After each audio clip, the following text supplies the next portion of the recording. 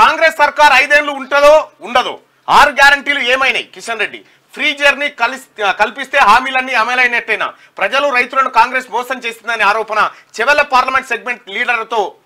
కిషన్ రెడ్డి భేటీ కాంగ్రెస్ సర్కార్ 5 ఏళ్లు ఉంటుందో ఉండదో ఎందుకు ఉండదు నరేంద్ర మోడీ గారికి మెదడులో ఏమన్నా పురుగు తిరిగితే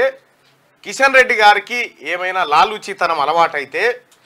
ప్రజలు ఎన్నుకున్నటువంటి ప్రభుత్వాన్ని మేము కూలదోస్తాం అని చెప్పదలుచుకున్నాం దీని ద్వారా 5 ఏళ్ల కోసం కదా ప్రభుత్వంకి ఓటేసింది మరి నరేంద్ర మోడీ ప్రభుత్వం కూడా ఉంటుందో ఉండదో ఇవాళ ఉత్తర భారతదేశం అంతా కాంగ్రెస్ పార్టీ తర్వాత ఇండియా కూటమి హవా కనిపిస్తూ ఉంది మీరు ఎన్ని జిమ్మిక్కులు చేసినా మీకు సిమిలర్గా ఉంటుంది మీరు చూడండి కేసీఆర్ ఇక్కడ మీడియా సంస్థలన్నింటినీ కొనేసి పత్రికా యాజమాన్యాలను బెదిరించి తన అదుపులో పెట్టుకొని వ్యవస్థలన్నీ తన కంట్రోల్లో పెట్టుకొని ఇక్కడ ప్రభుత్వాన్ని ఏర్పాటు చేయాలని మూడోసారి ఏర్పాటు చేయాలని కలలుగా అన్నాడు బొక్క బొర్ల పడ్డాడు చాలా మంది అనుకున్నారు మళ్ళీ బీఆర్ఎస్ వస్తుందని రాదని కరాఖండిగా చెప్పినాం కదా ఇప్పుడు కూడా చెప్తా ఉన్నాం కేంద్రంలో బీజేపీ ప్రభుత్వం రాదు వచ్చేది ఇండియా కూటమే ఇది భారతదేశానికి ఇండియాకు బీజేపీకి మధ్య జరుగుతున్నటువంటి ఎన్నికల సమరం ఇది కేవలం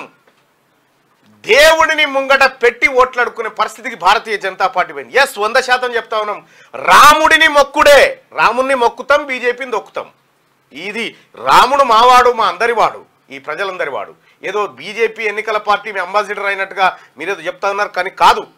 100% ఈ ఇండియా కూటమి అధికారంలోకి రావాలి భారత రాజ్యాంగం రక్షించబడాలి ఈ ప్రజలు మళ్ళీ ఊపిరి పీల్చుకోవాలి ఈ డిక్టేటర్షిప్ ఏదైతే ఉందో